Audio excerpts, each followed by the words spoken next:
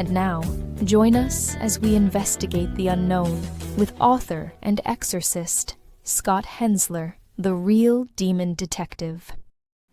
Thank you for joining me tonight on the Demon Detective Show, or I should say the Real Demon Detective Show, show number 3. Here on January 28th, 2026, I'm Scott Hensler, where everything goes paranormal, and always keeping a perspective on staying grounded in the Word of God, meaning that the spiritual battle that we face regardless is still Jesus plus nothing. Tonight I was able to have Bret Lueder on as a guest. I wanted to interview him because not just of his UFO knowledge, but in a Christian perspective, which I believe is very important. And myself, I hope to learn a lot. As you know, I also have a show on Fridays pointed more toward conspiracies and politics and the evil that controls this world, known as the Grumpy Old Exorcist, giving my deliverance knowledge of 25 years as to why things are the way that they are. So with that, let's get right into it tonight. All right, thank you for joining tonight. I have with me a guest, Bret Lueder, author and UFO researcher and fellow Christian. Tonight we look into the UFO, the UAP phenomenon that has become a subject matter for decades, is very controversial. But specifically, what we're going to do is look at it in a Christian perspective, along with some other questions that we have. So, Bret, thank you for coming on and looking forward to your experience, your knowledge, and to help connect the dots tonight. And so, as we bring you into this, just tell a little bit about yourself and we'll go from there. Okay. Well, first of all, I thank you for having me. It's always an honor when someone wants to hear my perspective in an ocean full of perspectives. So thank you for the invite, Scott. Okay. I started out when I was a little boy watching sci-fi with my dad, like watching Star Trek on the couch with my dad, right? And thinking Captain Kirk was kind of like another version of my dad. And so sci-fi has been like a big part of me. Star Wars, Space 1999, Battlestar Galactica. We grew up with that stuff. And so, 30 years later, let's say, I'm in college and I'm starting to go down what I now look back as a new age path.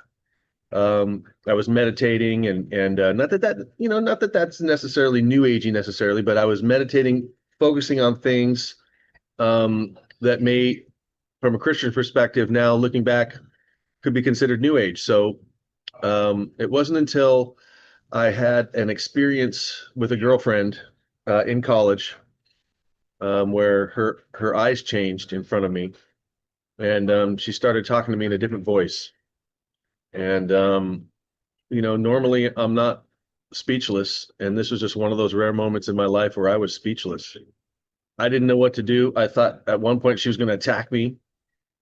And I wound up just letting her run her course. And then she just chastised me for a couple minutes and then walked out of my room, with a man's gait. She's going like this and looking and scowling at me. And it was like, this is not the lady that I know right here, right? And so I pretty much knew that was a deal breaker because I'd heard about this kind of thing before. So I knew we weren't going to go out anymore, right? And there's all kinds of problems that a man and woman can have, but then you add that into the mix, and it's just like there's not much you can do. At least that's what I thought at the time. So I said some prayers for the first time in a long time to Jesus. I was crying, and I said, it's wrong what had happened to this girl. She had been abused in her past, and I know that from our interactions, and that something came in and it was attached to her. And I didn't really know what to do. So, but later that night, I wound up going to my law study group in Chico, California, where I live now. And the guys were sitting around the group and just chewing the fat, before the meeting started at 7. And one of the old guys, Ernie Stedman, I'll never forget this. God bless this guy. He just turned like completely deliberate, looked right at me, and he said, "Hey, Bret, you should check out this church in Yuba City. They had a magical battle with a wizard, and they defeated him using the name of Christ." And I was like, Scooby-Doo, kind of like, huh? What did he just say? We don't talk about this kind of thing at the law study group. So it turned out, at the time I had an ascended master teacher, and Harold, who's a great guy, and he was one of the founders of the group. He was sitting to my left, and so I didn't know how to react to what Ernie Stedman just told me, and I kind of noticed to my left, Harold heard the whole thing, and he's looking at me with this little like sheepish grin on his face, and he and I went down to the church, the next morning, and saw what was going on down at the Church of Glad Tidings in Yuba City, and I wound up sitting through my first deliverance ever.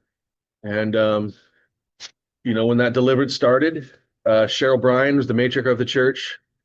She explained that Lucifer was rejected by Christ, and so now to get revenge, Lucifer wanted to make all humans feel rejected. So she was going to target rejection spirits, which I had no idea was a whole category of spirits. So then she started praying, reciting certain key scriptures, rolling back and forth certain key phrases like "I rebuke you in the name of Jesus" kind of thing, break all contracts in the name of Jesus. And now I know that there's 15 or 20 different catchphrases that a pastor will use and roll them back and forth, kind of like a hip hop artist. Then there's certain scriptures they'll use, all in the idea of delivering somebody from demonic spirits. So that day, my first day there, Cheryl, really soft presentation, right? And she's talking to the devil. You got to get out now. She's got her microphone and I rebuke in the name of Jesus. And it just seemed, it's like, okay, I'm here. I've been to church before when I was a kid, and I've seen people pray and stuff. But then after a few minutes, I could feel the energy in the room change. And man, all of a sudden I started hearing some moaning, maybe about 10, 12 minutes in. And they could tell who the newbie was because I stood up to see where the moaning was coming from, right? People that are experienced with that stuff, they know that's going to happen and they don't care because they're there to work on themselves. And so Mr. Newbie here, I'm like, oh my God, I'm going to stand out like a sore thumb. I better just sit down and just experience this and not make a scene, right? And as I sat there, I started to pray. Seemed like when in Rome, do what Romans do. So I started to pray. I didn't normally pray, but I was always considered myself a man of Jesus, even though I was pretty debaucherous. But so here I am sitting there, and I feel the energy change. I start moaning. There's lots more moaning, maybe a cry out, a scream, I actually saw one guy on the front row launch up and fall on his stomach on the front of the carpet between the stage and the front row. And he started writhing around like a snake, and his tongue was like squirting out like this. And Yeah. I didn't realize at the time, but there was what were known as ushers sitting around the outside of the building, this room. And several of them rushed in to like lay hands on this person, and they started reciting scriptures. I could hear some people were talking in tongues. I didn't really realize what that was at the time. And several people had reactions that day, and it was an eyeful and an earful for me. So as this is going on, I'm thinking, okay, well, I don't want to make myself noticed, right? Because I just heard about this stuff last night. So I'm just here to just observe, right? I don't want to be part of this. And next thing you know, Cheryl is going around and looking for people to manifest. Cheryl's the pastor that was doing the casting out the rejection spirits. She's laying her hands on this little girl, maybe 3-4 rows in front of me. And so I'm like, oh my God, I don't want to like attract attention, right? So I closed my eyes. I had a Druid priestess teacher, and the Druid priestess teacher taught me to breathe in the light and breathe out the dark. So your exhale is like getting rid of whatever darkness is there, right? And so I said, okay, I'm going to close my eyes and just breathe in and just pretend like I'm blending in, right? Well, next thing you know, she's got her hands on me, and 4 other people got their hands on me, and she's speaking in tongues whispering in my ear and reciting scriptures. And I began to sweat my long sleeve soccer jersey. I was crying, and my cheeks were kind of quivering. I was yawning profusely. And 15 minutes later or so, everyone said I got delivered that day. Right. And so I'm like, wow, I didn't really get what happened, but I can tell you that it felt like there was a burden lifted off of me. And that was the start of my journey back to the Lord, after my, say, high school to college departure. Mm-hmm. And I've since gone to since the March of 2015, I've been to 20 different deliverances twice a year. And this April will be my 21st deliverance ceremony. And I've been to over 80 actual deliverances at this time. So, there's still work I got to do, but I smoked marijuana for 39 years. And I remember sitting in a deliverance, circa 2020, tears, cheeks quivering again. And I remember telling Jesus, if there's such a thing as a marijuana spirit, I want it out of me. I want all the spirits out of me.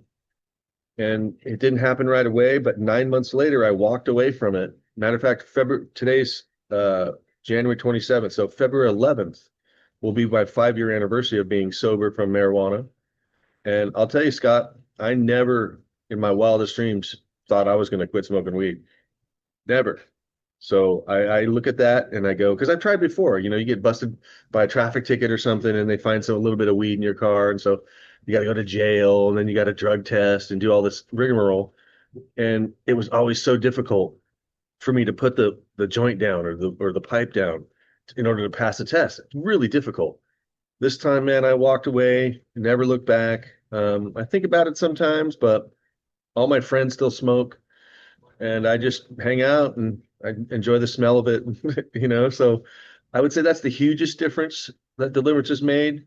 But I'm telling you, man, when stuff hits the fan, you pray on it. And when you pray hard, just one prayer could work, right? But I'm an athlete and I like to think that when you pray like an athlete and you're tired after you do like 400 prayers, let's say, right? Repeating, pleading the blood or whatever it is that you feel like you need to do. I feel like stuff changes. The next day I interact with people and it works. You just have to put in the effort. Absolutely. I can relate to that too. 1983 was when I gave up everything, walked away from cigarettes and marijuana and anything else. And in fact, it was, I believe, October, the Great American Smokeout. And Wow. thank goodness that I had done it so long ago, but it was still years before I became a Christian. And some of the hallucination or the fear spirits were attached to the marijuana. So when I went through deliverance, those things came out along with confusion, maybe something that could be considered addiction. But my my thought processes, my desire to be with Christ, everything changed. And now I knew that there really was a dark side and then it wanted me, and I had to do everything I could to make sure that it did not have me. Right. And so I get it. And of course, that's why I've been doing this now for 25 years. Very So, good. so you yourself, from this point, how does the UFO thing come in now with your Christianity? Okay. So I would say the UFO thing kind of entered when I was a child watching sci-fi. That was kind of the seeds that were planted that grew later. During my college experience, I was fascinated with the subject of UFOs, but just from a kind of a distance. And it wasn't until after college I began writing for a little magazine in Chico called Synthesis. I was writing mostly about music, but they had a columnist quit and they needed someone to fill in this column. So it's like, okay, well, what do I know about? So I got to fill in for the column and I just kind of turned it into like an alien column, right? And the boss didn't really know what to say about it. And I kind of got looked at like weird, some funny looks, right? But I just started writing about aliens. The very first article I wrote about aliens was probably 97, I would say. And it was the title of it was This coffee smells good. And that was just like in a reference to that saying, when you see the truth of something, it's like smelling that coffee and you really know it smells good, right? You're seeing the truth. That's how I looked at it anyway. Uh-huh. And from there, I started to realize that it was kind of fun to write about UFOs because no one else was doing it in my area. I started to write for other magazines in the area, like the Chico News and Review, and it turned out Magical Blend magazine, that was in San Francisco, had a headquarters in Chico. So I wound up writing for Magical Blend magazine as well. And very little would you hear about the crossover between aliens and demons.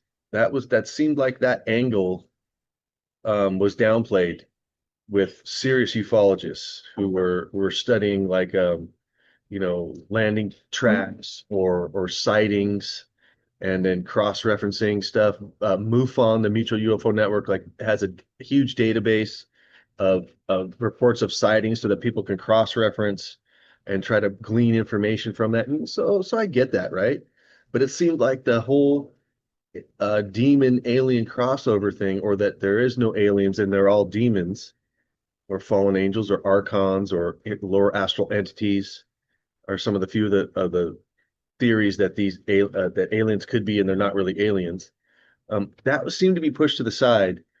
And a huge example of that was Joe Jordan from Florida, who was the state director of MUFON. And he began to interview abductee witnesses.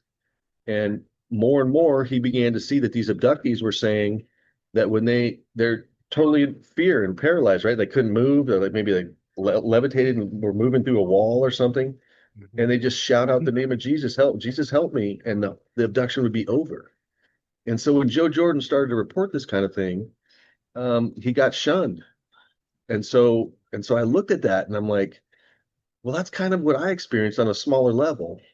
And so that kind of indicated to me there was a little more to this than just aliens, right?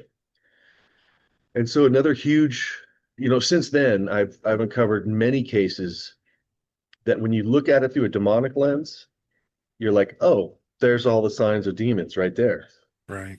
But the ufologists are looking at it purely from like it's aliens off world. And so, I don't know what's really out there. I mean, God's universe is huge, right? I mean, there's many mansions in God's house, or many houses in God's mansion. I forget how that would go, but you get the idea. So there could be other beings out there. I'm not saying that there's not, but Well, what I do think, I think go there ahead. is. I just the confusion that when people see some kind of alien craft, they think it's being flown by demons or possibly fallen angels, and that may be the case with fallen angels. But getting back to the basic or the definition of a demon, that it's actually a disembodied spirit, and that there's some type of entity, a gray, some type of hybrid that's flying this, or even military. I mean, it doesn't mean that it has to be extraterrestrial. It can be something from here. Right. But this all led you to put something together to write a book. Can you Yeah. bring that up? Yeah. I've written 3 books. I didn't have a copy of the first book. The first book's about reggae music and consciousness and what the roots reggae guys are really doing. And it involves what many would call a New World Order conspiracy, and this split between first and third world nations on the earth, where that kind of all started. That's called Song in Your Heart, the story of the search for the lost note. I didn't have a copy of that, but this is my second book. It's called A UFO Hunter's Guide. And I wrote that in 2012.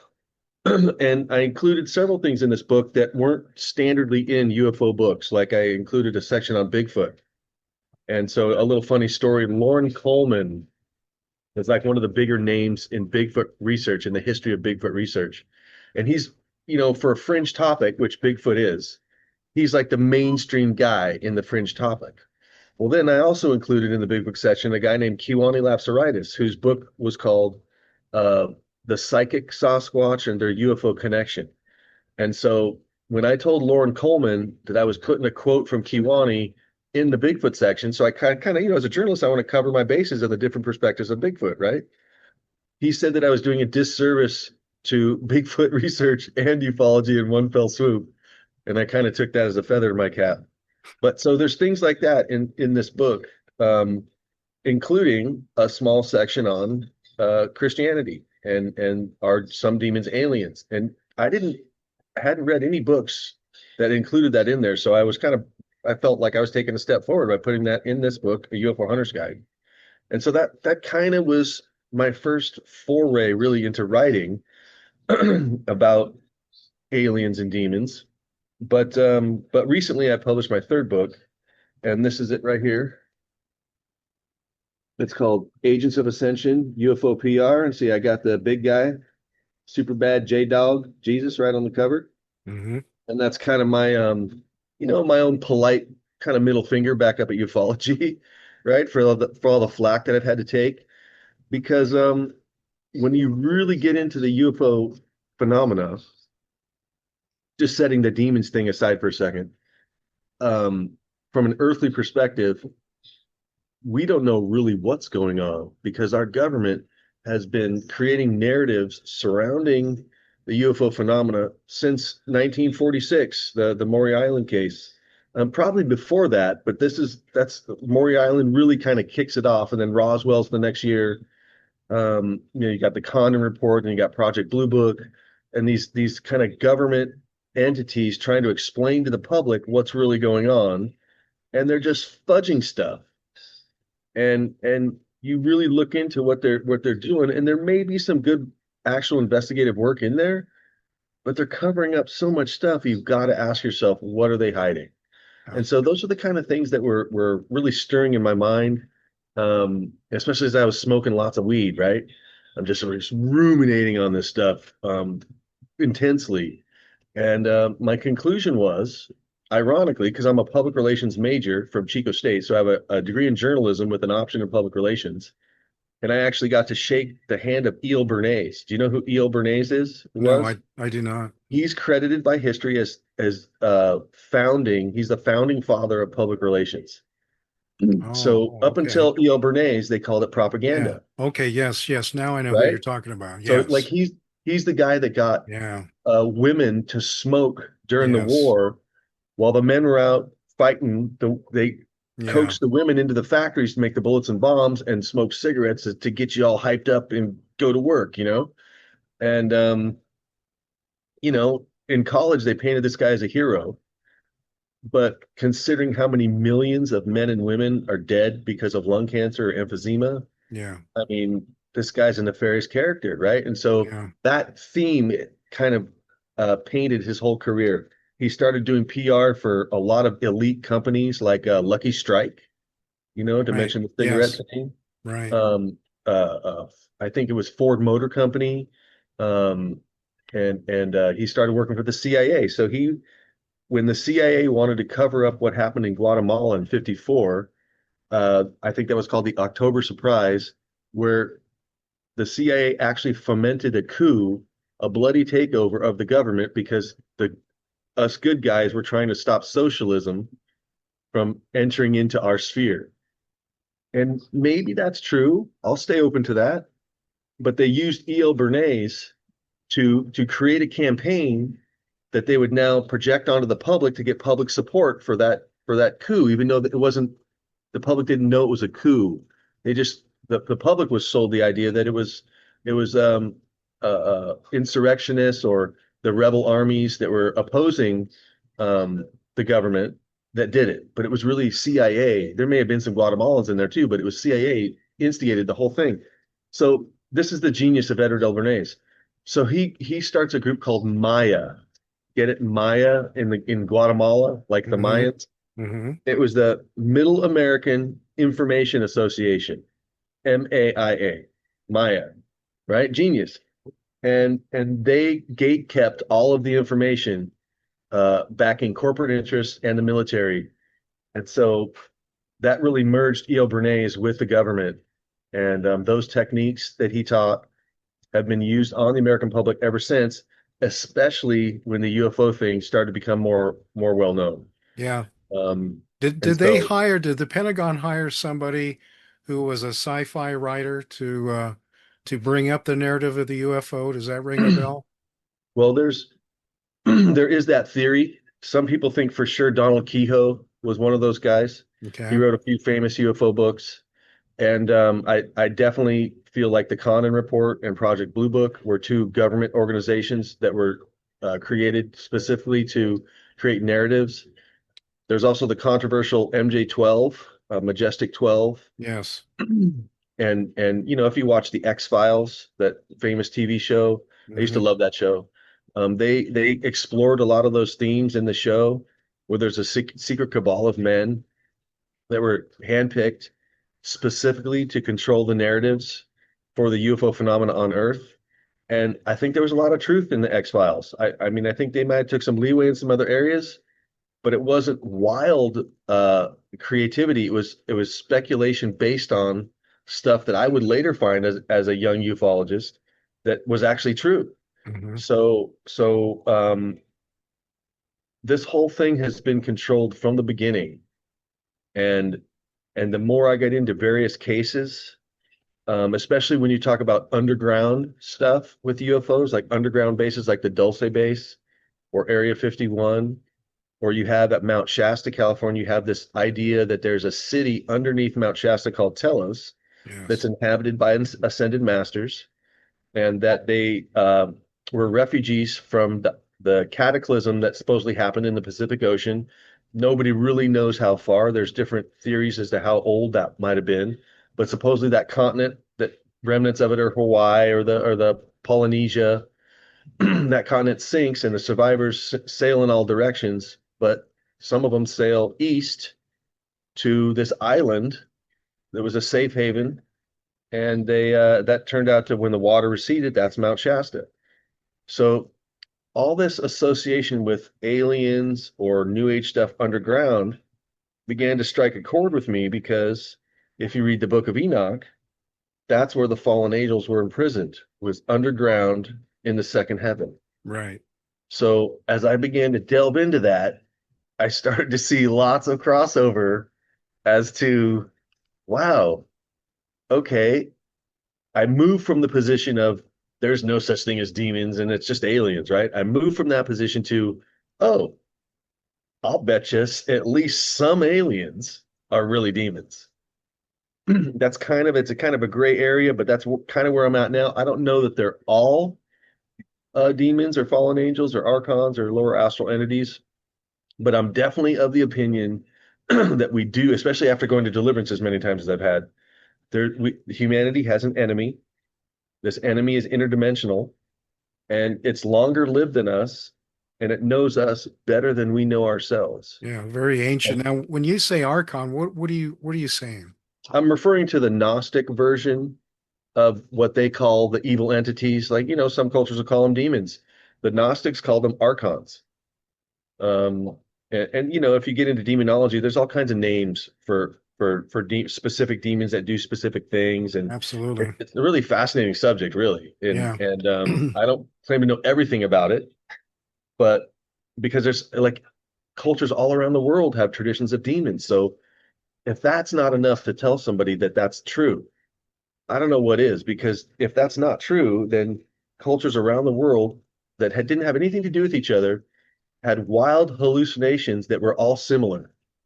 And I find that to be uh, highly improbable. Right. What I think is more true is that there's truth to those ancient myths, right? And Yeah. so this, especially after going through the deliverance, I feel like I see the picture really clearly. These beings are longer lived than us. They know us better than we know ourselves. And if you have an adversary that has that kind of an advantage over you, Yes. it makes it really tough to fight that battle. Yeah. And so as I write in chapter 12 in my book, I do a whole section on biblical and extra biblical references to underground, right? I did an interview with Derek Gilbert from I think it was Skywatch TV, and Okay. he described it beautifully. I'll paraphrase. So you got the fallen angels that come to Mount Hermon, which is in the Middle East, right? And so they like Judea, Hmm. and they come off to the land on the top of Mount Hermon, and then they set up shop underground.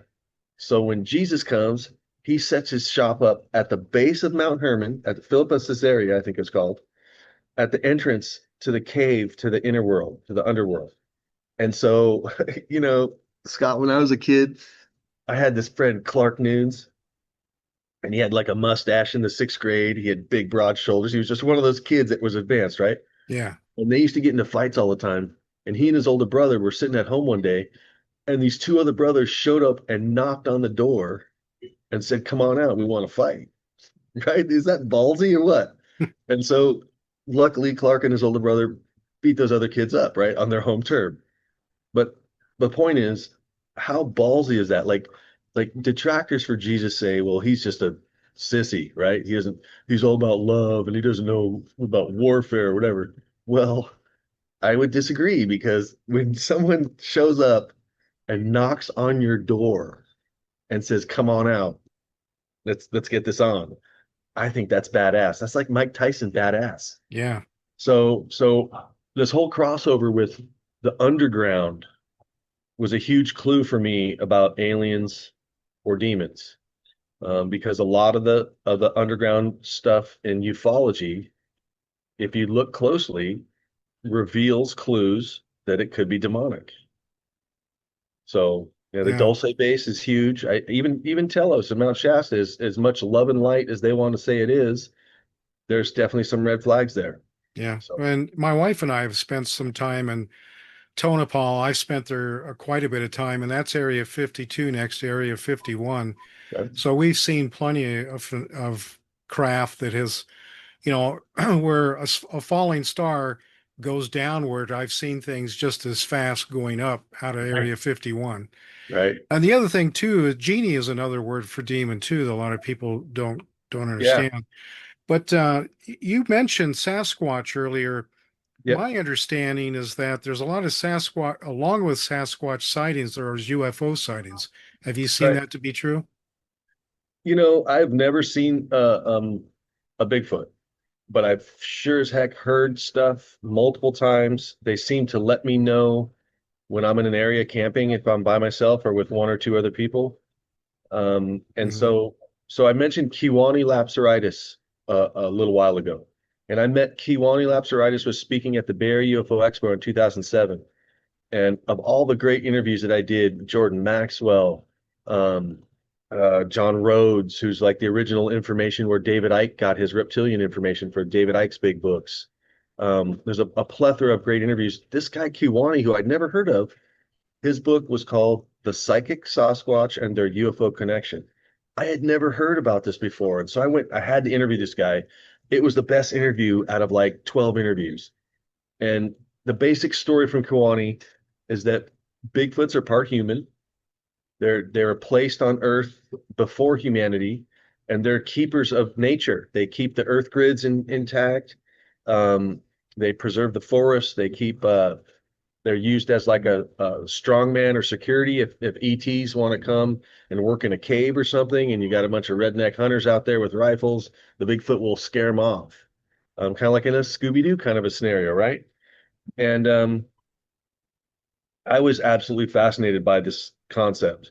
And so after the interview, this is in Santa Clara at the Santa Clara Marriott Hotel. I'm sitting there and I'm thanking Kiwani for the interview for the time, and I'm packing up my stuff. And he goes, and I'm getting ready to leave. I'm like getting ready to say, oh, hey, I'll get you a copy of this as soon as I get it produced. And he goes, he kind of touches me on the arm and he goes, hey, sit down for just a second. And then he starts looking up like this. And I'm just looking at him like, what is this guy doing, right? I was the one that smoked the weed, right? And this guy was like weird to me. And he's like having a conversation. And I just looked at him, and then finally, like maybe 30 seconds later, he comes back and he goes, they said you can come up and have an experience if you want. And I'm like, what are you talking about? And he goes, yeah, the Bigfoot just told me that you're invited up to my house in Central Washington to have a Bigfoot experience. And, as a journalist, I you can't say no to that, right? So it took 2 summers for me to get up there, but the summer of 2009, I met Kawani at a little Mexican restaurant in Duval, Washington, which is right in the middle of Washington State. And it's not where you'd normally see a Mexican restaurant, that far north for one, but in the middle of nowhere. And we're sitting down and we're having a good time. And he says, "So Brett, are you skittish at all?" And I looked at him and hopefully my ego's more in control now. Back then, I was like, "Well, what do you mean? I'm not skittish. What are you talking about? Right? I'm the tough guy, right?" He laughed. He goes, "You better have a couple drinks." So I go, "Okay, well, I like to back then I really liked to drink anyway." So they had scotch at the Mexican place. I was impressed because that scotch was like good for my gut, right? So I had a couple scotches. I followed him back to his house. It's pitch black at his house. We pull in. I could see his cabin. I could see the deck. out front and the grass that's out front and the deck's, 8, 9 feet above the grass. And then the headlights switch off, and like I could barely see anything, so I had to stay right behind him. We walked up on the porch, and he goes, "Hey, let's sit down here for a minute." So okay, let's sit down. So we're sitting there and just kind of talking a little bit. And Scott, I'm telling you, man, I would say somewhere between 30 and 50 feet out in front of us, this sound with this fuzzy, like kind of vibrating trail off. And it was loud. Okay. I was stunned. I was gripping the handles of my chair, and Kiwani, he's 3 feet or 4 feet away from me. I can't even see him. And I hear him chuckling, going, I wish I could see your face right now. That guy. And then he did it 3 times in front of us, right? And then I'm blown away by this. And I'm like, Kiwani, what's going on? And he goes, well, that's them. They're letting you know that that they see that you're here now, and they're letting you know that they're there. And so then this thing goes back around to the back of the house and does 3 more hoots, and then comes around to a third spot and does 3 more hoots. So if you know your numerology, 9 is completion. 3, like a judge hits his gavel 3 times, that's consecration or initiation. So 3 sets of 3 was like their symbolic way of saying, okay, we know you're here. Now you know we're here. Let's have fun this weekend, kind of thing. Right? I was scared out of my wits. Okay. And this is after like 3 scotches. So then Kiwani says, he goes, okay, Bret, go ahead and set up your tent out back. No way. I said, Kiwani, there's no way I'm doing that. I'm not going to do that. There's no way I'm going to go out there when it's pitch black, set up my tent after that. And he goes, hey, Bret, my cabin is small. I need to like clean up. I can't, no way. I don't care where you put me. I'm going to sleep in there somewhere. So finally he lets me go into the house. I roll out my bed mat, and he goes, okay, now look, these beings are interdimensional. So if you see an apparition in the middle of the night, that's just them. They're coming in to check you out. Don't freak out. And so I'm like, okay, all right, whatever. I'm going in the house, whatever. At least it's not out back. So in the middle of the night, Scott, I'm sleeping on my stomach, and I kind of have one knee kind of hiked up and the other leg straight. And at some point in the night, something flicks up the back of my calf, just like someone put a fingernail, this way, or a stick or something up the back of my calf. And I instantly woke up and froze. And I would not turn around. There's no way I was going to turn around and to see something, right? So this was whatever it was very real to me. And this guy said that it was Bigfoot. And he said that if I came up there, I was likely to have some kind of experience. And I'd been there maybe 2 hours, 3 hours maybe. And I was having experiences already, and I was scared out of my bejesus. So next morning I set up, and the next 2 nights I had experiences each night sound wise. And so what they would do, and so I'll just speed up a little bit. So I wound up going up there 3 summers out of 4. So 2009, 2010, I skipped 2011 and went up in 2012. And each time I went up was 3 nights, coincidentally, because that's all I could afford to stay. And after the 9th night, on the 3rd trip, again, 3 sets of 3, again, they said that I had a good heart. And so I started to think about this, and what they were doing from the first time they saw me, they were startling me so that I wouldn't get scared anymore. So they just kept, like I'd be sleeping in my tent, and I could hear breathing. I could hear footsteps. And then I had a nylon tent, right? And then something just like up my calf, something goes across the top of my tent. And I would just like from a flat position, I think I was getting like an inch off the ground. It would startle me so much, right? But after the 3rd trip and the ninth night, I was just like, oh, there they are again. I didn't startle anymore. So I don't know what Bigfoot is. I know there's the implication that they could be demons. So I just pray. Were they making any other noises? You mentioned that howl or that whatever it was. Yeah, Do you think they use audio frequency to come in and out of the dimensions? Has there been discussion about that?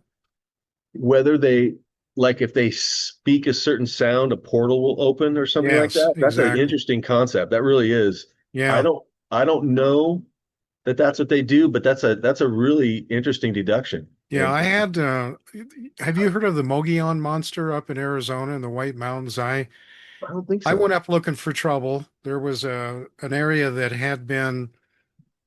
it was on a trail, and as I walked through the trail to this certain spot, it was like I walked into another dimension and the temperature would drop, and I could actually hear my own echo as if I was in some kind of chamber, and I'd walk about 25 feet and then exit it. And so I went back one time and I prayed against it and I closed it because the trail actually went dead and vegetation grew up on the trail and the trail went around it. So I went out to check it out. And as I was doing that, something happened like a very large railroad car, something extremely heavy being dropped from a crane hit the ground. And I mean, and it shook. And off of this little hillside came this large rock about the size of a bowling ball speeding by at an extreme speed. And I thought, well, that's more than I want to deal with. And I was looking for trouble, and it looks like I found it. So I went ahead Right. and backed out of there because I knew I wanted to pick my battles. But I didn't hear any sounds, but I have heard sounds before when I've been up in the White Mountains. I've been going up there for 40 something years before I moved away. But that was what I understood was that there was audible a particular harmonic or an audible frequency that would open up that portal. You know, Interesting. Totally plausible. yeah, Absolutely. with that, I wanted to get back to a little more in the Bible. What do you think Okay. of the Ezekiel's wheel? Do you think there's a relation there with UFOs? Man, you know, how could it not be? What else were those people seeing at that time? I mean, supposedly the technology wasn't there yet because we hadn't developed it yet. Um, I mean, we can't say for sure, but it absolutely displays some characteristics of a UFO, like it's spinning, it's got multiple lights. A propulsion system? Yeah, so I Yeah. mean, I absolutely think, I mean, medieval painters absolutely thought that, and several paintings depict UFOs, including like I'm not really good with the artwork, but I know there's a classic piece of art where a UFO is beaming down onto the birth of Christ or beaming down onto the newly born baby Jesus. Hmm. So that idea is not a new one, and I can absolutely see why um, painters who are very intelligent people would draw that connection. There's definitely a crossover, Scott, between spirituality and aliens. And so whether they're angels or demons, either way, I always maintain it almost doesn't matter because it's putting a person who perceives this onto the spiritual path because now they have to try to figure it out. So whether you think they're an angel or a demon, it almost doesn't matter. God's sitting back going, well, I got you to start exploring spirituality now, didn't I? Yeah, it's Right. going And to be, that's really the whole process that we're in is ascension and learning about ourselves and trying to wake up from this thousands of year old battle that we've been in, the battle of good versus evil, and and having us humanity at such a disadvantage. We don't even know ourselves. Our enemy knows us better than we know yeah, ourselves. I, So I give an example when I'm talking with someone that's been um, harassed by demons. And picture yourself in a dark room where all the shades are closed, there's no light coming in, the lights are off, and the demons are wearing night vision goggles, and you're in the complete dark. So you have no idea where they're at. You don't know what they're doing. You don't know how they're attacking you. and you have to virtually rely on the faith of the blood of Jesus Christ to battle them, to be able to maintain yourself in that type of environment. One of the things that I experienced, oh, it's been about 10 years ago when they started firing up CERN, Okay. that in my opinion, what they're doing is it's like a controlled nuclear detonation, because down in Area 51 or down towards Las Vegas, when they were doing all the nuclear bomb testing, one of the reasons I think they stopped is they actually felt that they were, because of this nuclear reaction, were opening up portholes and things were coming in and out. And so, do you think there's any connection with CERN with what we're seeing, that maybe there's a higher increase? You know, the line on that is that they're opening portals. Yeah. And I think I we can all mean, agree on that too. Yeah.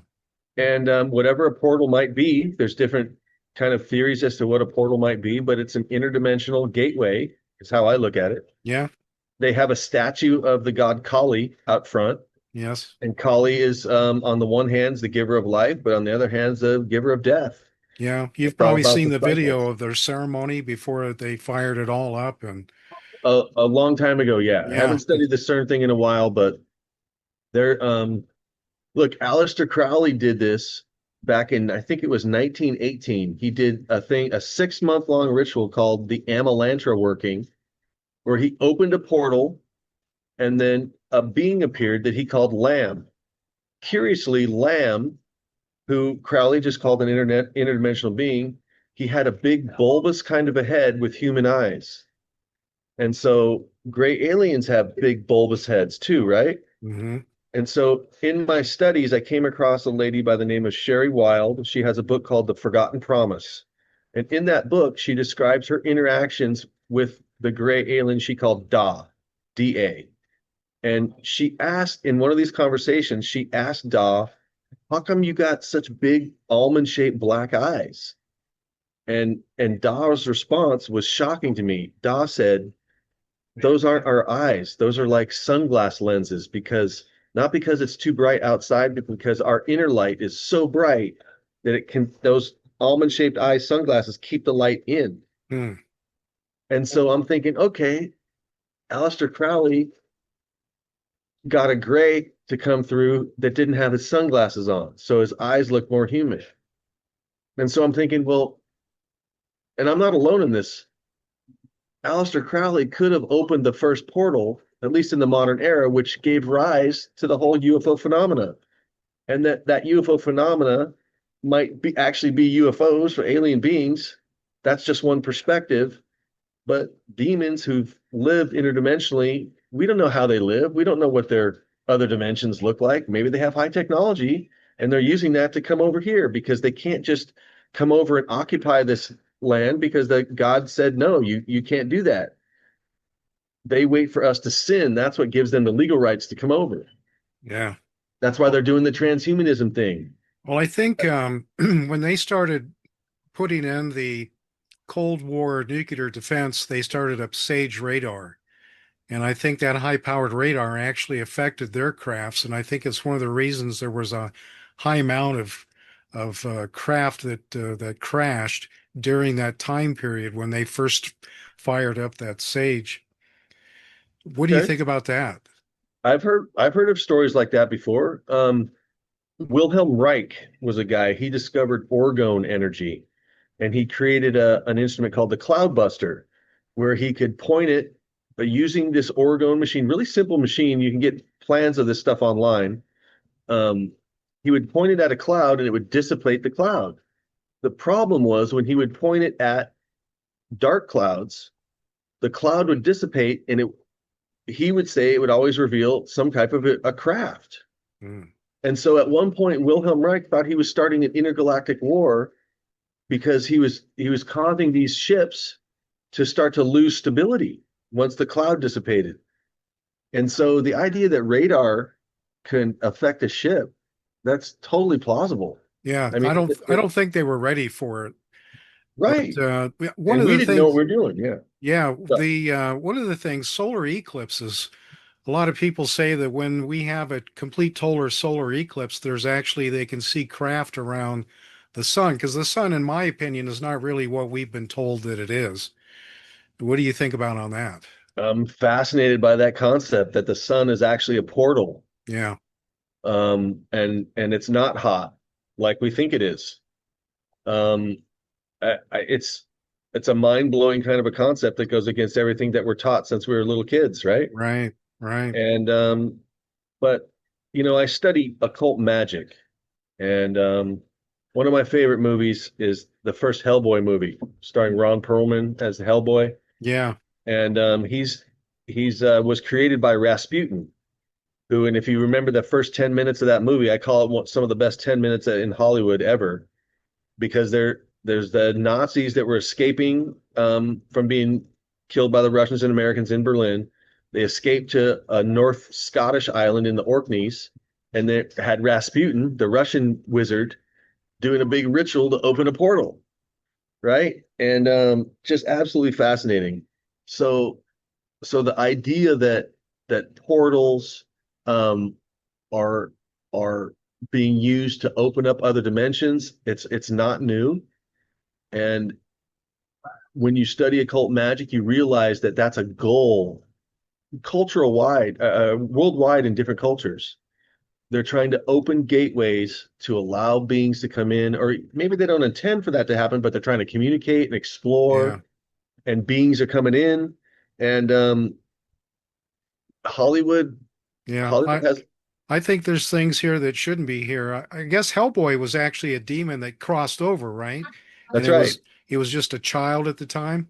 Yeah. Yeah. Yeah, It had that big hand, right? That was yeah, a key. Turned out the hand was a key. right. And so that's what I was going to say. So in the big ritual, as the movie culminated to its crescendo, um, Rasputin did the ritual, and then the sun and the moon merged, like you're saying, eclipse, and that's what opened the portal.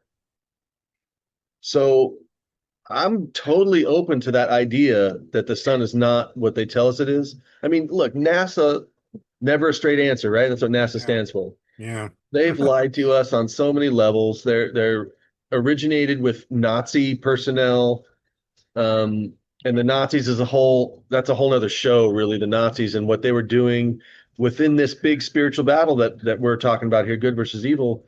The Nazis were controlled by dark spirits, and and they practiced occult magic on multiple levels. Um, uh, if you get into the studies, Hitler and Rudolf Steiner um, had this kind of magical battle going. The world's plummeted in war. Hitler's doing rituals to try to battle Rudolf Steiner, and Steiner's like reading what Hitler's going to do each next move. It's a fascinating, like, whole underreported side to World War II and the occultism of the Nazis. So yeah, so all this craziness, right? Here we are in America. We've been dumbed down for 200 years. The entrance exams for colleges, 200 years ago are 10 times as hard as what they are now to get into, like, Chico State, where I was. yes, You had to know languages and high level math already, this kind of a thing. And you know, how are we supposed to defend ourselves with this stuff that the elites secret away and then use against us? So we just think it's Hollywood, like, imagination time, yeah. but And really like it's the what's really occult, going on. they need to tell us what they're doing, so that's why they put it in all these movies Yes, and magazines. yes, So what about other planets? Do you think that there's moon bases and that there's craft? Because there's a lot of people, a lot of amateur astronomers who just turn their telescopes and their cameras on and they film the moon, and over time they'll see craft flying by. And I'd yeah. love to do that myself. I've got an 8 inch myself here that I'd like to set up and do that. But do you think that there's a dome? Do you think that we're able to get there through space travel, or do you think that it's interdimensional travel? What do you believe? To the moon? Well, to any planet, Okay. Well, there's the theory that there's a belt of radiation out there that we can't get through. right? The Van That's Allen belt. yeah, and that's definitely proffered by the flat earthers that say that, there's not spheres out there and there's not planets because we can't even get out there. NASA tells us that there are planets, but we can't even get past this belt, right? But let's say we can get past this belt. Um, and for to preface this, I'll say I've never been off world that I know of. I've never been to the moon or Mars, although I'd love to go, right? Love to go to see Jupiter. Um, there was a book called Call at Dawn by Kelvin Rowe from, I think it was 1950, classic UFO book, where this guy is a contactee from beings from Pluto. And he claims that these beings told him that all the planets in our solar system not only existed, that they're actual planets, just like they tell us, but that they're all hollow and that they all have advanced civilizations inside of it. Yeah. So I was super fascinated by that, and that was one of the early, besides Disney movies like Darby O'Gillis and the Little People. There's another one I'm forgetting that portray inner Earth kind of things, underground civilizations. That was one of my early indications that wow, there's could be something inside the Earth too. Yeah, I'm definitely a hollow earther. Absolutely. So I absolutely think the planets are there. I know some really intelligent people that I think are smarter than me that say, yes, the planets are there. We can look at them. We've sent probes to them. We've whatever. All right. So what they are actually, maybe they're all portals, just like the sun. I have no idea. Yeah, we have no idea. Um, So, anyways, I wanted to swing back to the UFO phenomenon with cattle mutilation. Have you ever had any experience with that? Not direct experience, just reading in books. Um, I know Linda Moulton Howe, the famous Linda Moulton Howe, reported on the first animal mutilation. It was actually a horse. And I think the horse was Snippy or Snippet, but it wasn't a cattle mutilation, it was a horse. And then, ironically, or maybe not coincidentally, a lot of this stuff happened near Dulce, New Mexico, Hmm. where they have the Dulce base, the legend of the Dulce base in Archuleta Mountain, Archuleta Peak. Um, and I did an interview with Norio Hayakawa, who is the Nippon Japanese TV um, correspondent that came to America to investigate the Dulce base. And he's like 80 something right now. You can find him on Facebook. Really sweet guy. And he's like, Bret, there's nobody else that's studied this stuff as long as I have. Um, he goes, there's no evidence of an underground base. And he goes, there's definitely some weird stuff going on. There was a highway there that was called Highway 666, just to give you another crossover between the alien lore and the demonic, right? Yeah, that actually came through Arizona. That's now They changed it since, yeah, yeah. I can't remember the name. I'll think of it in a minute here, but I've been on it before. Yeah. Okay. Hmm. And hey, haven't we all been on that path to 666, right? Yeah. Um, uh, so so Norio's best guess is that there is definitely some kind of government stuff going on, and that the cattle mutilations had nothing to do with aliens, but it was our own government experimenting with uh, weaponizing viruses and DNA experiments and that kind of a thing. And that they used the government user, and here we're back to PR and narratives, come full circle now. The government was using the UFO narrative as a cover for secret projects that they had going on. And Norio speculated that it would be um, secret aircraft projects that the government didn't want the enemy to know about. So they used that UFO narrative as cover, which is genius, really. When you just look at it from a pure public relations standpoint, that's genius. So, but that's why I try to write in my book. I do a whole chapter on the Dulce base in Agents of Ascension UFO PR, and I try to get all the different testimonies all into one chapter, and it's a train wreck, man. I mean, people are claiming they've been to the base, they've seen humans in vats with body parts. Yeah. That reptilians are in charge, and they're working with the Greys, and it's a joint human alien base. Um, And then you get someone like Norio, who's been on the scene for 40 plus years. And he's like, man, I got to tell you, I don't see strong evidence that there's a base there. And so, in my book, I quoted a Russian defector from 1980. He was interviewed by G. Edward Griffin. His name is Yuri Bezmenov. And in this interview that G. Edward Griffin did, G. Edward Griffin, the author of The Creature from Jekyll Island, Yes. famous book. He Mhm. he got Yuri Bezmenov to talk about the propaganda that Russia was perpetrating on America at the time. And that, long story short, Bezmenov said, "Look, America's being bombarded by so much information, misinformation, disinformation, outright lies, and some truth that there's no way anybody can actually tell what the truth is." And that itself is Right. psychological warfare Absolutely. based Right. on narratives or public relations, Yeah. I think Obama's even practiced that himself. right? That was the Coronado Highway. That was Okay, 666. Yeah. Like I say, I've been on it. It's an amazing road, I'll tell you. The other thing too is what about petroglyphs? Now, I myself have seen petroglyphs that look like alien antennae, the whole nine sure, yards.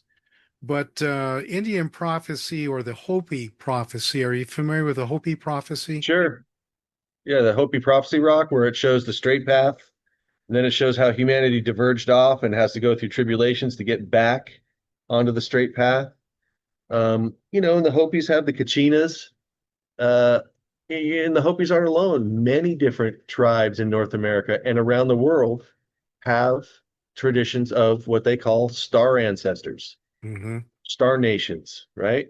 Um, I've been hanging out in South Dakota once a year now. This will be my third year in June at the Star Knowledge Conference that was put together by Chief Golden Light Eagle. And he was a Lakota chief who wanted to bring their culture's Star Nation knowledge to the forefront to help everybody. And it's absolutely fascinating. What really blew my noodle open was the trilogy, the Star Ancestors trilogy by Nancy Red Star. Because what Nancy Red Star did, and she was like a mixed Cherokee, Abenaki, something like that, but because she was cross-cultural, she got chosen by some chiefs to perform this task. And her task was what's known as a runner. And as a runner, she would go around to all the different chiefs from all the different tribes, and whoever would talk to her, she would chronicle their stories. And then she published them in the first book, Star Ancestors, is incredible. It's all the cultures it's the same basic thing. Yeah, there's details that are different and stuff, but they all say that the Star Nations are not to be feared, that they're actually our ancestors, and that they're here to help us through certain tribulations. And you know, we're talking about demons, right? And that demons have been around for a lot longer than us, and they know us better than we know ourselves. There's cave paintings that are tens of thousands of years old, or petroglyphs, like you're saying, or cave art, Right. and they're depicting beings that look like what we would today call aliens. Maybe they're Yeah. not. Maybe they're, the Hopi have the tradition of the ant people that live again underground, and that they took the Hopi underground to avoid a cataclysm, taught them how to grow beans and squash and other food and how to survive um, with nothing else going on until the time when the surface was ready, and then they gave them the gentle boot, I'm sure, and sent them back up to the surface for the fifth world, the fourth world. I forget. There's different traditions. They disagree on certain little things, right? But generally speaking, all the native cultures in North America and Central America and South America say basically the same things, that there were civilizations here before us. Yeah. They were really advanced, and Yeah. then Well, I cataclysms happened. subscribe that this is, maybe number seven or so. But There's different theories, yeah. I wanted to bring up a shoe fly. It's a Indian ruins just north of Payson, Arizona, and it's right at the base of the mountains. And one night I was coming back with a friend after hiking all day. It was late at night, probably about 9 or 10, and in the middle of the road was a very large piece of flesh. that looked like some kind of a meat pie that wasn't cooked. So if you were to skin, let's say, a cattle or a horse, and you turned it inside out where you've seen in the inside lining of the hide, this was probably about 6 feet or 7 feet in diameter, about 2 feet high, and you could see into it. You could see veins, and you could see things like guts that were in it. But there was no end. There was no beginning. There was no head. There was no tail. It was completely circular. Hmm. And we got out and we had the flashlights and the lights on the car and we looked it over, and someone else stopped and looked at it. We just kind of all looked at each other and thought, whatever this is, we don't want any part of it. And we left. It didn't make Right. any sense at all, but it was interesting Probably that smart. that the Shoofly Indian ruins is actually considered one of the oldest Indian ruins ever found, just north of Payson there. How old? Well, I think they were saying that it was before Christ, Wow. way Okay. before that. So, but I wanted to finish out here with the different aliens or demons or whatever we call these things. Do you think that there are some that are good and some are bad, and that there's actually a battle going on between them? Boy, that's sure a popular theory. A gentleman by the name of Branton, that was his pseudonym. His name is Bruce Allen Walton. Wrote a book, The Dulce Base Wars, or the Dulce Wars. And in that book, which I quote a few times in my Dulce chapter in my book, um, Branton describes an intergalactic war, much like the scenario of Star Wars, that has spilled over onto Earth, and that the reptilians and the humans have actually been battling each other for millions of years, going back to humans are supposedly from Lyra, which is a planetary system that's closer to the galactic core, Hmm. whereas where we are in our solar system, we're way out in one of the spirals at the tip of the spiral, like way out from the center, right? And took the humans millions of years to migrate out that far. But that war, I'd have to look at the book to see what sides take sides. But there's the Orion Greys, there's the Draco reptilians, and a couple other species are like on one side, and then you got like the Andromedans and the Arcturians, and maybe some other kind of grays, reticulans or something, are on the good side, and they've been constantly battling humans in the middle of it. And it wouldn't surprise me at all if that's true, Yeah. because so here's what I think about Earth. I think Earth, let's say all that stuff is true, but here on Earth, I think we're quarantined. And I think we've been quarantined for a good reason, because we're children, really, in terms of galactic societies, and we're warmongering. Now, whether that's really our doing or whether we're being prompted by stuff behind the scenes, spirits or aliens, something behind the scene that's fomenting war all the time and keeping us from finding our true power and ascending, I'm not exactly sure. But because we're at a stage where we don't know our own power yet, we're quarantined off. And so I think any good aliens that are out there, that might be out there, they respect the universal law of free will. And so they look at us and they say, well, these guys are choosing to be that way. And from a human perspective, we'd say, well, no, we've been dumbed down for 200 years, and our enemy knows us better than we know ourselves. It's not really a fair fight. But still, you mentioned earlier, they always have to tell us, right? That's because spirituality and reality itself operates on the rules of contracts. Yeah. And in contracts, you have to have full disclosure for a contract to be valid. So you can't sucker somebody into a deal without giving a full disclosure, that's fraud, right? And fraud vitiates all contracts, right? So they have to tell us what's going on so that we'll participate. And then people make the argument, well, they didn't tell us what's going on. Well, I would say they are telling us every day in movies.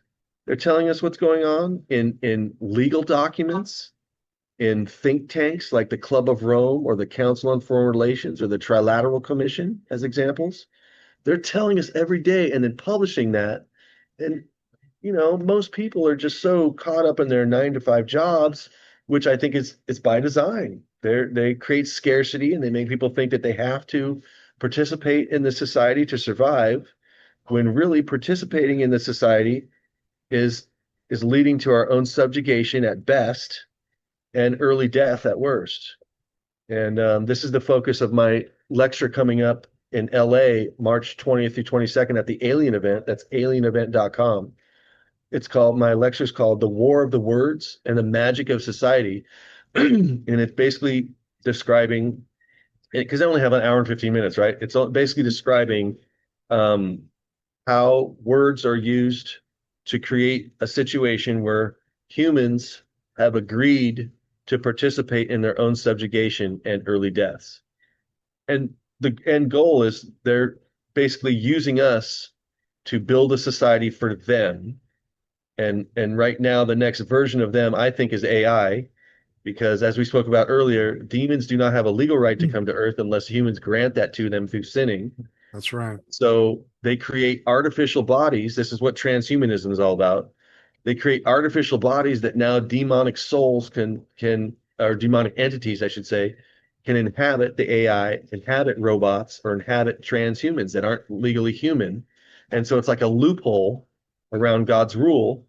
And so this is what I see happening. And this is, they're trying to block ascension for humanity and take a hold of us so they could use us as and feed off us like cattle to perpetuity. And if we're asleep and just working our 9 to 5 jobs and participating in society like we think it's normal, and mom and dad take their son or daughter to the soccer game every Saturday and watch the Super Bowl and all this grandeur that's been placed around living a quote unquote normal life. I look at that now as all that is ways to keep us asleep and to keep us from finding ourselves, because the war is to block humanity from ascending and reaching our true potential so that they can keep us into a four-next loop, stepping outside of legal law, or not violating legal law, rather, or spiritual law, because we agreed to it. And if Jesus gives us free will, right? And if you choose not to follow Jesus, Jesus will respect that. Yeah. And so the dark forces know this, and they get us to agree to participate in their society. It's a giant magical ritual. I call it the magical society. If we agree to it, Jesus is going to sit back and say, I tried to tell you guys, you have to make the right choices, right? Right. Choose blessings, choose curses. I think that clones and hybrids, or grays, or whatever you want to call them, may be something that the demons can write in. Fallen angels, I consider them walk-ins when they actually inhabit somebody, like when Lucifer, came into Judas twice. And I think that's so we have things that live among us now, just as we're told that we may be entertaining angels. Is this Right. something that you see as well? Absolutely. They've Yeah. been here for thousands of years. They may have been here longer than us. As you may well know, guys like Zechariah Sitchin or William Bramley Michael Tessarian talk about how there's been a genetic interruption in the path of evolution. So there's been some kind of genetic influence, and that could be the start of this whole battle, at least in terms of our perspective, this group of humans on this planet. And there's a great book called Breaking the God Spell by Neil Freer. And in that book, it talks about the Anunnaki, talking about this ancient Sumerian tradition of beings that came from another planet, genetically created human beings from the hominids that were already on Earth, splicing it with their Anunnaki DNA, creating us. And that we are psychologically programmed to be slaves since that time. It's in our DNA, and we need to break that mentality in order to break free from this magic of society and advance and ascend. It's a fascinating book, Breaking the God Spell by Neil Freer. I'd definitely recommend that. Okay. You, I forgot to mention, you were on Coast to Coast. Is there a link that I can post on my website for people to listen to that? You have to be a member. Okay. Because I tried to poach that and put it on my Facebook wall, but it was September, I want to say September 5th of Okay. 2025. But if you go to their archive, it'll be within a week or two of that date. If you Okay. just scroll up and down. Okay. But yeah, you have to be a member to do it. Okay. Of the three appearances I've made on Coast to Coast, I was least happy with that one. I thought, well, I'm sure Rich Barra is a really nice guy. He just wasn't that into what I was talking about. And so in the last like 30 minutes, started taking calls and someone started talking about Bigfoot and they started going sidetracked off this Bigfoot sighting. And I was just sitting there twiddling my thumbs for like a whole like 7, 8 minutes before the commercial hit. And I was it's like, and he didn't give me a chance to plug my book. And I was really disappointed with that. Oh, that's too So bad. Yeah. yeah. So, but I've been on with George and George is really good. And I was on with John B. Wells. Yeah. Yeah. I've been So on Wells' show. It's been almost 10 years ago, but I actually liked him. I do too. He knows his stuff and he was a real gentleman. So I got to The say that Caravan to about him. Midnight is his show. Yes. It's good. He has some That's great guests. yeah. Yeah. That was way back. All right, Brett. Thank you. I think this Thank is you. information that everybody can grab a hold of. It's so controversial, but yet it's straightforward. So, Right? so is there anything If you'd like any, to close? Yeah, there you go. Anything I you'd was like to just going to close say, out? if anyone's interested in my book, hit me up with a private message on Facebook. It's $30 plus six for shipping. There's no other really book like it that I've seen. I've read hundreds of books, UFO books, and or send me an email at belu1212 at yahoo.com. That's BEELU 1212 at yahoo.com. I'll also be appearing in LA at the Alien event at the LAX Sonesta Hotel. It's a beautiful hotel. And the lineup of speakers is awesome. You can see a poster on my Facebook page. And then later this year, I'm going to be speaking at a Bigfoot event again called the Sasquatch Family Reunion. That's in Kettle Falls, Washington. And that website is sasquatchfamilyreunion.com. That's May 30th through June 2nd, I think. And then right after that, I'll be back in South Dakota at the Star Knowledge Conference, June 5th through 7th. And that's an epic conference. And then right now, I just got word that there's going to be a conference in Mount Shasta in August, and we don't know the dates yet, but stay tuned for that. I'll be Wow. there. Our mutual friend Brad Olson will be there. Yeah. Uh, Well, Laura Eisenhower. Trish and I may actually go too because she's made some friends over there, so we could do that. Okay, great. It'd be Yeah. great to see you there. We had some fun, Okay. more fun. All right. Well, I think that's it. Again, thank you very much. And Yes, thank you. I'll post your stuff on my website so if people can get your email and get a hold of you on that book. Okay? Thank you. I appreciate that. All Feel right. free to share it to my Facebook page too. Okay. I want to thank Opal for being such a good cat tonight too. Yes. Thank you, Opal. All right. God bless. Much love to you, brother. We'll see you soon. Okay. All right, bye-bye.